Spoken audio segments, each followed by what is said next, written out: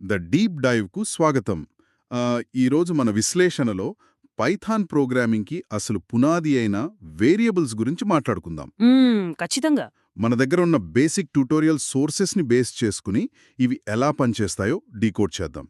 అసలు ఈ వేరియబుల్స్ అంటే ఏంటో చాలా సింపుల్గా చెప్పాలంటే ఇవి మనం డేటాను దాచుకునే ఒక లేబుల్ చేయబడిన కంటైనర్లు లాంటివి. అవును, కంటైనర్లన్నమాట. అంటే ఇప్పుడు ఉదాహరణకి ఏజ్ ఈక్వల్ టు 25 అని కోడ్ రాస్తే ఆ 25 అనే వాల్యూ వెళ్ళి ఏజ్ అనే పేరున్న ఆ కంటైనర్లో సేవ్ అవుతుంది. ఎగ్జాక్ట్లీ. కానీ ఇక్కడ మనం గమనించాల్సిన ఒక చిన్న లాజిక్ ఉంది. మామూలు మ్యాథ్స్లో ఈక్వల్స్ అంటే రెండు వైపులా సమానం అని కదా. అవును, సమానమనే కదా అర్థం. కాని పైథాన్లో అలా కాదు. ఇదొక అసైన్మెంట్. ఓహో.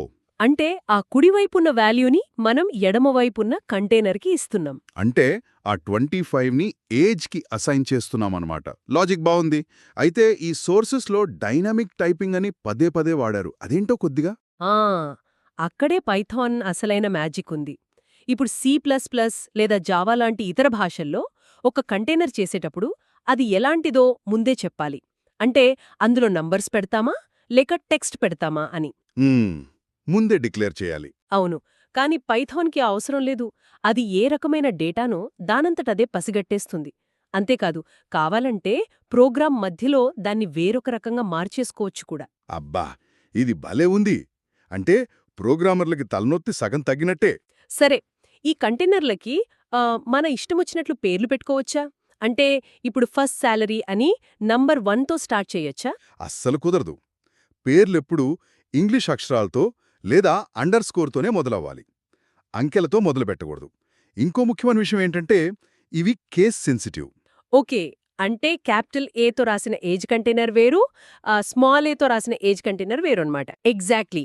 పైథాన్ వాటిని రెండు వేర్వేరు కంటైనర్లుగానే చూస్తుంది.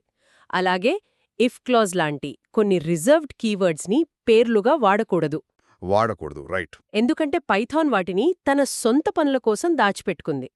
ఇక ప్రొఫెషనల్ కోడింగ్ విషయానికొస్తే ఊరికే x అని కాకుండా మంత్లీ శాలరీ లాగా అర్థవంతంగా రాయాలి. పైథాన్లో ఇలా పదాలను కలపడానికి అండర్ స్కోర్ వాడటాన్ని స్నేక్ కేస్ అంటారు. స్నేక్ కేస్ వినటానికి భలే ఉంది. మరి కొత్తగా నేర్చుకునేవాళ్ళు ఈ వేరియబుల్స్తో ఎక్కువగా ఎక్కడ తప్పులు చేస్తుంటారు?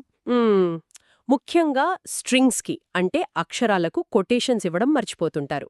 లేదా ఒక నంబర్ని ఒక పేరుని డైరెక్ట్గా కలిపేయాలని చూస్తుంటారు. అలాంటప్పుడు ఎర్రర్స్ వస్తాయి కదా. అవును. అలాంటప్పుడే అసలా కంటైనర్లో ఏ డేటా ఉందో చెక్ చేయడానికి టైప్ అనే ఫంక్షన్ వాడితే సరిపోతుంది. అది ఏ రకమైన డేటానో ఇట్టే చెప్పేస్తుంది. సూపర్. అయితే ఇదంతా వింటుంటే ఇంకో డౌట్ వస్తోంది. ఈ కంటైనర్లని ప్రోగ్రాంలో ఎక్కడ పడితే అక్కడ వాడేయొచ్చా? ఇక్కడే మనం స్కోప్ గురించి మాట్లాడుకోవాలి. గ్లోబల్ స్కోప్, లోకల్ స్కోప్ అని రెండు ఉంటాయి. ఇందాకటి కంటైనర్ ఉదాహరణనే తీసుకుంటే గ్లోబల్ స్కోప్ అంటే ఆ కంటైనర్ ఇంటి హాల్లో ఉన్నట్లు ఎవరైనా చూడొచ్చు, వాడచ్చు. ఓకే. అదే లోకల్ స్కోప్ అంటే ఆ కంటైనర్ ఒక గదిలో లాక్ చేయబడి ఉన్నట్లు.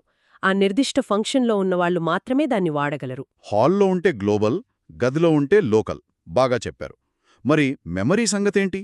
సోర్సెస్లో a = 10, b = a అని రాస్తే ఏదో జరుగుతుంది అని ఉంది. అది ఆసక్తికరమైన పాయింట్. మనం a = 10 అని రాసి ఆ తర్వాత b = a అన్నప్పుడు పైథాన్ 10 కోసం రెండు వేర్వేరు కంటైనర్లను క్రియేట్ చేయదు. అంటే ఒకే వాల్యూని రెండు పాయింట్ చేస్తాయా? కరెక్ట్. మెమరీలో ఒకే చోట ఉన్న 10ని a మరియు b రెండు పాయింట్ చేస్తుంటాయి. దీనివల్ల మెమరీ చాలా ఆదా అవుతుంది. భలే తెలివైంది ఈ పైథాన్. సరే, ఈ కంటైనర్లని బయటికి ప్రింట్ చేయాలంటే ఆ టెక్స్టుతో కలిపి ఎలా చూపించాలి? దానికి ఆధునిక పైథాన్లో f-strings అనే అద్భుతమైన ఫీచర్ ఉంది. టెక్స్ట్ మధ్యలో నేరుగా బ్రాకెట్స్లో ఈ కంటైనర్ పేరు పెడితే చాలు. చాలా నీట్గా వాల్యూ ప్రింట్ అయిపోతుంది. ఇదంతా చూస్తుంటే చిన్న క్యాలిక్యులేషన్స్ నుండి పెద్ద పెద్ద యూజర్ ఇన్పుట్స్ తీసుకునే వరకు ఈ వేరియబుల్స్ అనేవి ఎంత ముఖ్యమో అర్థమవుతోంది. డైనమిక్ ప్రోగ్రామ్స్కి ఇవే ప్రాణం. 100% పాళ్ళు నిజం. ప్రతి దశలో ఇవే మూలస్తంభాలు. నిజమే. అయితే ఈ లోతైన విశ్లేషణను ముగించే ముందు ఒక ఇంట్రెస్టింగ్ పాయింట్ గురించి ఆలోచిద్దాం. పైథాన్ దానంతట అదే డేటా టైప్స్ను గుర్తిస్తూ డైనమిక్గా వేరియబుల్స్కి మెమరీ ఇస్తుంది కదా. అవును. మరి లక్షలాది వేరియబుల్స్ వాడే అతిపెద్ద అప్లికేషన్లలో ఆ వేరియబుల్స్ అవసరం తీరిపోయాక ఆ ఆక్రమించిన మెమరీని పైథాన్ దానంతట అదే ఎలా క్లీన్ చేసుకుంటోంది? మ్మ్. ఈ మెమరీ మేనేజ్మెంట్ విధానం వెనుక ఉన్న రహస్యం ఏంటన్నది నిజంగా ఆలోచించాల్సిన విషయమే.